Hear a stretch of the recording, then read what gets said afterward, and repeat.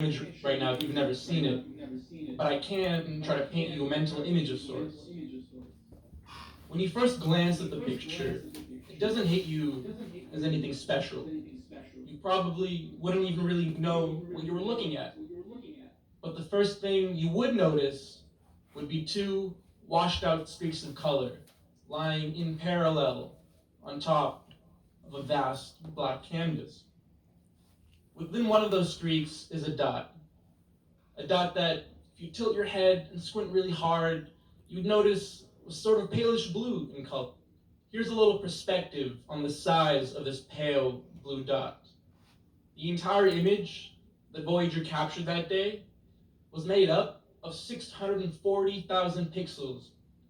And of those 640,000 pixels, that pale blue dot, which you can probably guess by now is Earth, was 1/10 of 1 pixel wide. 1/10 of 1 pixel.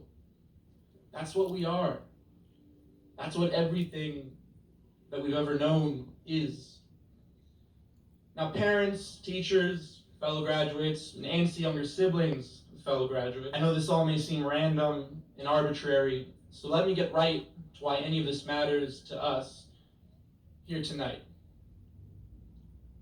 As far as we know, we're the only living creatures in the universe that are aware of our own existence. And inherent in that characteristic is a constant struggle with what it means to be here, together, on this earth, and in this moment. Last week, on Monday, May 25th, George Floyd was brutally murdered in broad daylight. He was not the first Black American to be killed unnecessarily at the hands of police, and he likely, unfortunately, will not be the last. Rather, George Floyd's heinous death is part of a larger story, history of institutionalized racism and systemic oppression in the United States against people of color, and especially against Black Americans. And although we rightfully have a great deal to be proud of as Americans, we must not overlook the fact that the foundations of the United States were laid in the genocide of an entire continent of indigenous people. And we must not overlook the fact that this country was largely built on the backs of slaves for hundreds of years. And we must not overlook the fact that it was only 55 years ago, on Bloody Sunday, that countless Black Americans were mercilessly beaten just for having the audacity to ask to be treated a little better and to be afforded the civil rights to which they were entitled to as human beings. And while we are not personally accountable for the actions of those who have come before us, each and every one of us does bear a personal responsibility for the world in which we leave our children. Over these past 10 days, outraged Americans of all races, ethnicities, and backgrounds have taken to the streets in solidarity and exercised their constitutional right to assemble and protest in an effort to better their pale blue dot.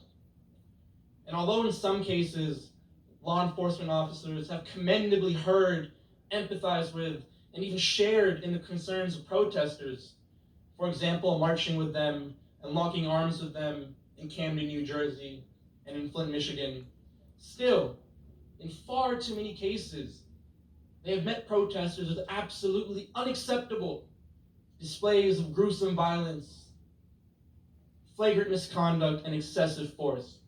Why does this keep happening? Why does history keep repeating itself like this? Because fundamentally, nothing will get better in this world until those who are unaffected by oppression, those in power and those in privilege, choose to be as outraged about injustice as those who are directly affected. And while we are here to rightfully celebrate the culmination of over 12 years of hard work, I come to you today with a plea. A plea that we not forget the untold number of slain Americans who will not make it to their graduations, or back home to their loved ones, or to the wonderful futures that were awaiting them. A plea that we work together to actively honor their legacy through institutional reform, honest introspection, anti-racism, and most of all, unending love for one